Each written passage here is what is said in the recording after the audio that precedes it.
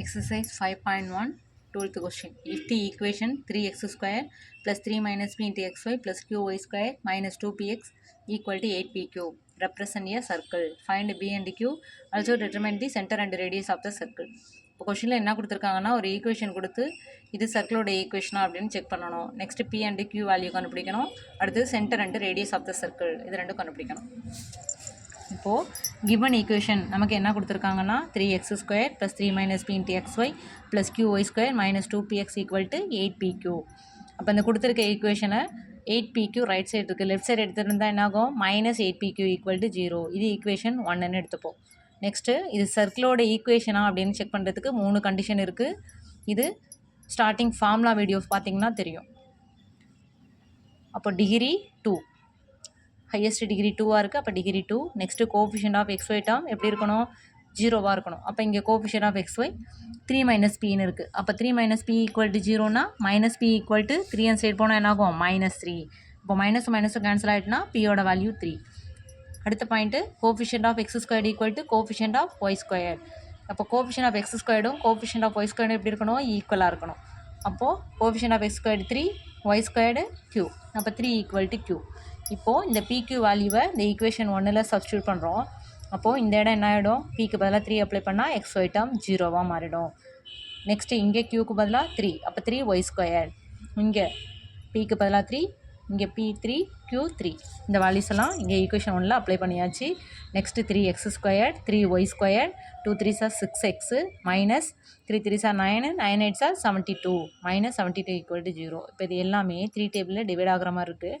அப்போ டிவைட் பண்ணால் என்ன ஆகும் x² + y² - 2x - 24 = 0. இதுதான் என்ன ஈக்குவேஷன் சர்க்கிளோட ஈக்குவேஷன். அப்போ கொடுத்துருக்க ஈக்குவேஷனை நம்ம அந்த 3 பாயிண்ட் வச்சு என்ன கண்டுபிடிச்சிட்டோம் சர்க்கிளோட ஈக்குவேஷனாக கண்டுபிடிச்சிட்டோம். அப்போ இந்த சர்க்கிளோட ஈக்குவேஷனாக இப்போ பாருங்கள் டிகிரி 2வாக இருக்குது. கோஎஃபிஷியன்ட் ஆஃப் xy டேர்ம் 0வாக இருக்குது. Next coefficient of x², y² ரெண்டும் எப்படி இருக்குது ஈக்குவலாக இருக்குது. ஓகேவா? அப்போது இட் ரெப்ரசன்ட் ஏ சர்க்கிள். அப்போ இந்த ஈக்குவேஷன் சர்க்கிளோட ஈக்குவேஷன்னு ரெப்ரசன்ட் பண்ணியாச்சு. இப்போ இந்த ஈக்குவேஷன் எப்படி இருக்குது general form of a circle ஃபார்முலாவை எழுதுகிறோம். x² + y² + 2gx + 2fy + c = 0. இது ஈக்குவேஷன் 3ன்னு எடுத்துக்கிறோம். அப்போ 2 3 ரெண்டுத்தையும் கம்பேர் பண்ணும்போது நமக்கு என்ன கிடைக்கும் சென்டரும் ரேடியஸும் கிடைக்கும். அப்போது இதை கம்பேர் பண்ணும்போது பாருங்கள் எக்ஸோட கோஎஃபிஷியன்ட் என்ன இருக்குது இங்கே 2g அங்கே -2. ஓகேவா? அப்போ 2g = -2, 2 2 கேன்சல் ஆகிடும், ஜியோட வேல்யூ -1.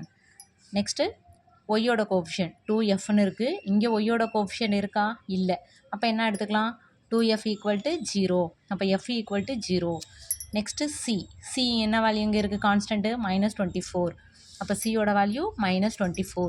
இப்போ இதுலேருந்து நம்ம என்ன பண்ணிடலாம் சென்டர் கண்டுபிடிக்கலாம். அப்போ சென்டர் சென்டர் என்ன ஃபார்முலானா -g, -f. இப்போ -g நமக்கு என்ன இருக்குது -1ன்னு இருக்குது. அப்போ ஆல்ரெடி ஒரு மைனஸ் என்ன ஆகிடும் +1. எஃபோட வேல்யூ 0. அப்போ சென்டர் 1, 0. நெக்ஸ்ட்டு ரேடியஸ் ஃபார்முலா என்ன g² + f² - c. அப்போ ஜியை வந்து ஸ்கொயர் பண்ணால் 1 தான், எஃப்ஐ ஸ்கொயர் பண்ணால் 0, சியை ஸ்கொயர் பண்ணால் சி தான் -c. இங்கே -24 இருக்குது. அப்போ மைனஸ் என்ன ஆகிடும் +24. இப்போ இதை ஆட் பண்ணால் 1 + 24 25.